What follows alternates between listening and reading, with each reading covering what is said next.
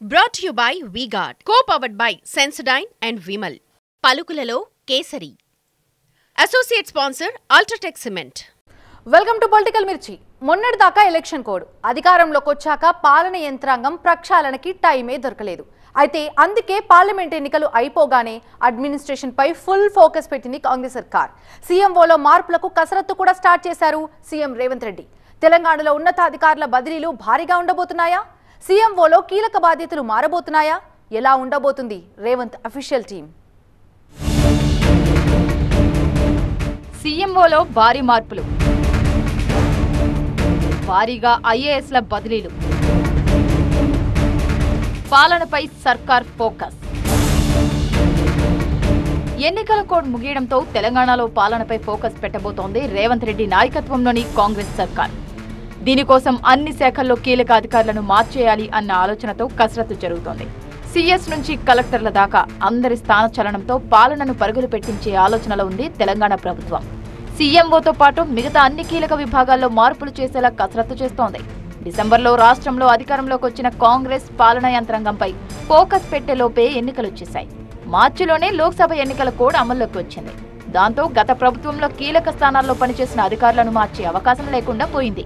దీంతో పాటుగా చాలా శాఖల్లో ఉన్నతాధికారులను మార్చాల్సి ఉన్నా ఆ దిశగా చర్యలింకా చేపట్టలేదు. ఎన్నికల కోడ్ ముగియడంతో బదిలీపై సీఎం రేవంత్ రెడ్డి ఫోకస్ చేశారు. ఇప్పటిదాకా జంబో ట్రాన్స్ఫర్స్ చేయకపోవడంతో ఈసారి భారీగానే బదిలీలుంటాయని అధికార వర్గాల్లో ప్రచారం జరుగుతోంది. సీఎంఓలోనూ సమూల మార్పులు ఉండొచ్చనే చర్చ నడుస్తోంది.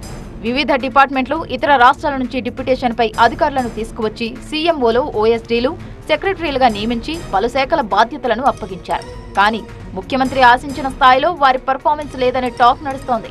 సీఎం స్వయంగా జోక్యం చేసుకుంటే తప్ప ఫైల్ కదలడం లేదన్న ప్రచారం సచివాలయ వర్గాల్లో, మంత్రులు, ఎమ్మెల్యేల్లో జోరుగా సాగుతోంది. అందుకే కోడ్ ముగియగానే అధికార యంత్రాంగ ప్రక్షాళనపై కసరత్తు మొదలైనట్లు చెబుతున్నారు.